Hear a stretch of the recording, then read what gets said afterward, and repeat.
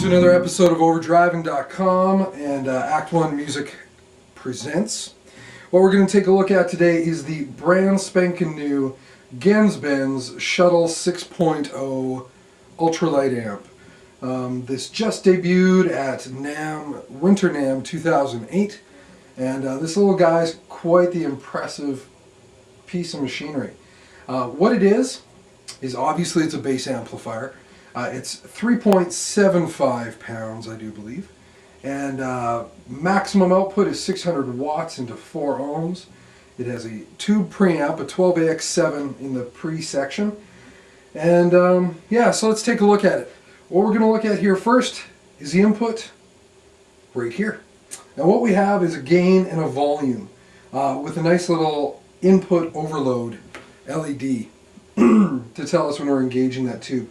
The nice thing with that is obviously the GENZ team were thinking that, okay, if we're going to have a tube preamp, let's not just have it be a tube pre to kind of warm up a bass tone, warm up a circuit that's in an ultralight package, but let's allow our users to get a little grit. So as we turn the overall volume down, I'm going to just pin the input gain a little bit here. See if we can get some overload going, and just grit it up a little bit.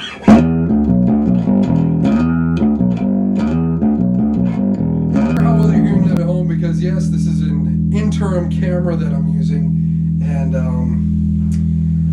it loves to compress, and it loves to distort right before it compresses. So hopefully you're getting a sense of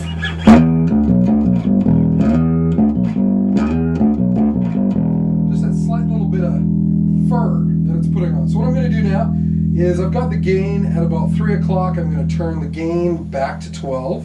You can hear right away a lot of the volume drops. But I'm going to turn the volume up to about 1 o'clock. A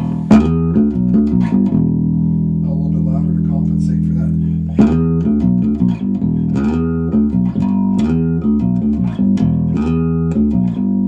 Now hopefully this is translating through this camera. But we've gone from a nice grind, definitely not distortion pedal distortion, but just nice grind, tube overdrive, snarl, to ultra clean. All with just using this. Our gain to set the level at how much we're sending to the tube and how hard we're going to slam it, and then the overall master volume so we're not frying or freaking out the rest of the preamp section. So I'm just going to turn everything back to noon here. Just a nice comfortable noon, 12 o'clock setting on the EQ, on the input section. Now, let's go to the EQ.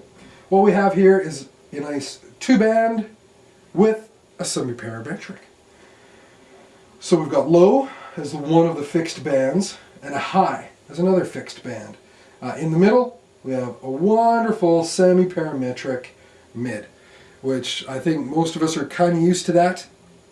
And what it does, it allows us to select the frequency and how much we want to boost or cut. And the sweep on this mid is from 150 hertz to 2 kilohertz, which is a really nice little spread. So here, let's just to really hear that, let's pluck in A. Here's an open A, and I've got the mid completely boosted to plus 15 dB.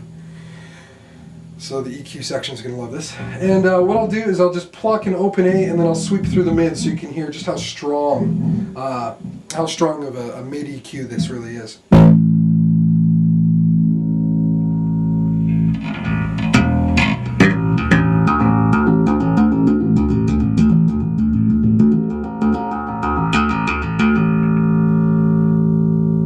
So yeah, it's great.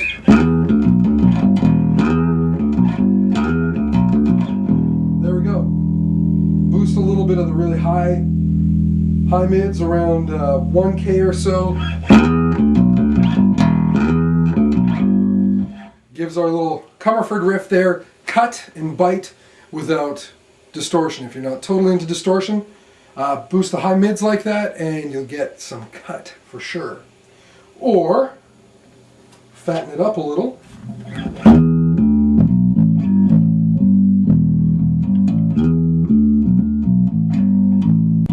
Great mid, great mid. Awesome. And that's not even messing around with cutting it or anything. The high, again, it gives you that.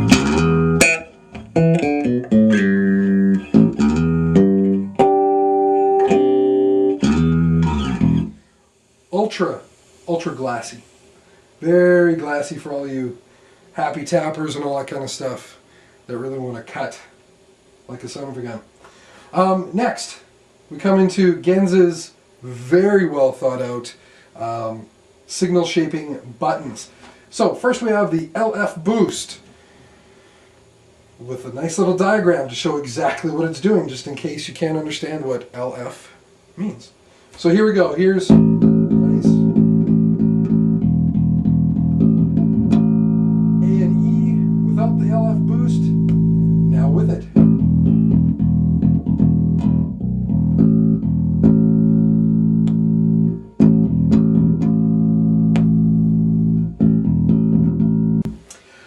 Next we're going to do is the mid scoop. Yeah, I'm no great slapper, but I'll try to give you kind of an idea of what a mid scoop with slap would be. Here's without.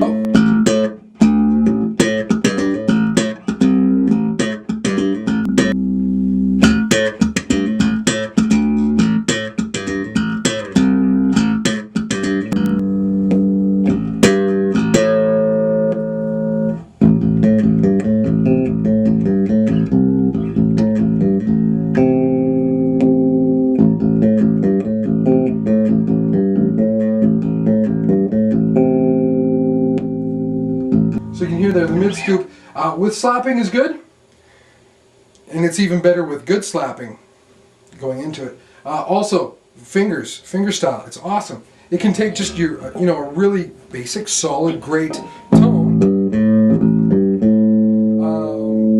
but if that's just a little too open, a little too woolly for you, put the mid scoop on. You've got a great modern, very modern, scoop tone. And then the HF attack. Let's see what this does.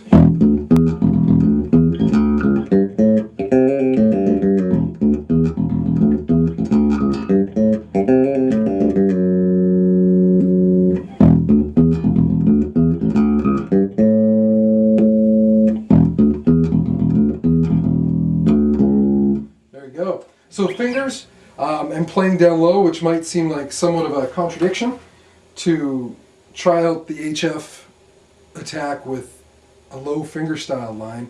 But you can hear how it takes, just, again, a great tone, good tone, very defined. Put a little high frequency attack,